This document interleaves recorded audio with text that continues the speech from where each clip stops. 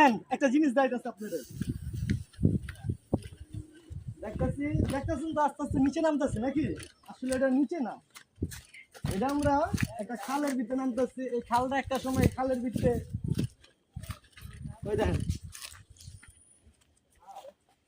সাধারণত ময় মুরব্বী বিজ্ঞানীরা কয় এই যে এটার নাম কি, এটার নাম কি, এটার নাম দিয়ে এটা দিয়া বলে ট্রেনিং সৃষ্টি হয়েছে, যে ট্রেনিং এর গবেষণা বলে এটা দিয়া বলে করছে।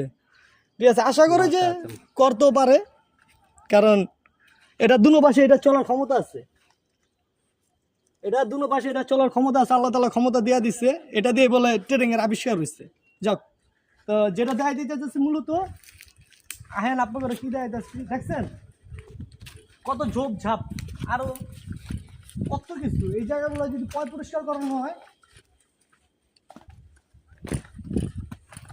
আমি যদি জায়গার মালিক হইতাম প্রথমত প্ল্যান থাকতো যে এইটা যে এই দুই পাশ সুন্দরভাবে কাইটটা ফেলাইতাম, দুই পাশ কাইটটা এদিক দিয়ে যদি পুরোটা পানি করে লাইতাম, পানি দিয়ে ভরট করে এদিক দিয়ে মাছ চাষ করতাম বা সুইমিং পুল করতাম, কিছু না কিছু একটা করতাম।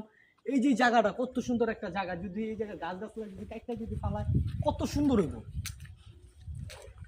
একটা জিনিস ধারণা করেন, আমি কেরানীগঞ্জের ভিতরে এত সুন্দর একটা জায়গা, যে জায়গাটা পড়ে রয়েছে মানুষের ঠিকঠাক মতো কাজ করাইতেছে না, ঠিকঠাক মতো কাজ করাইতেছে না। ঠিকঠাক মতো যদি কাজ কাম করতো, জায়গাটা দেখতে না কতটা সুন্দর হইতো, কতটা ভালো লাগতো।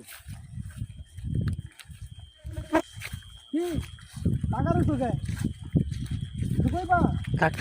কাকার